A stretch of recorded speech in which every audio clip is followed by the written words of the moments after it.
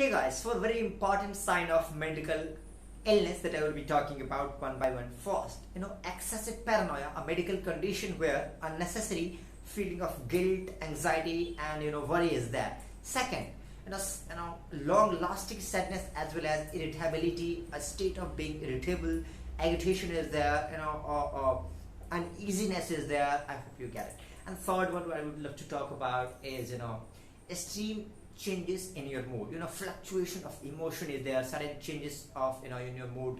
And the last one would be dramatic changes in your routine of having food or sleeping and feeling lethargic. Sometimes you feel very hungry to have food, sometimes you feel very lethargic and you sleep long lasting, and sometimes you go through isomania, a disease called isomania where people do not feel lethargic.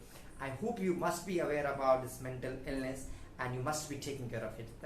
Hey guys, how can we get rid of mental illness? So let's talk about stigma first. If stigma is there in our society, getting rid of mental illness becomes very tough, very hard, strenuous. So let's talk about what is stigma.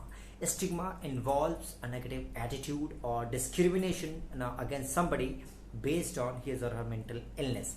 In other words, we can simply say when we start behaving with somebody who is suffering from mental illness in a different way, we can simply understand chua truth stereotype. It must not be there. If you if you put somebody down, if you behave if you show stigma towards somebody, it becomes very, very tough to get rid of mental illness. So please stop stigmatizing somebody, avoid stigmatizing, so that he or she can get rid of mental illness. And the consequences of mental illness can be serious and devastating, man.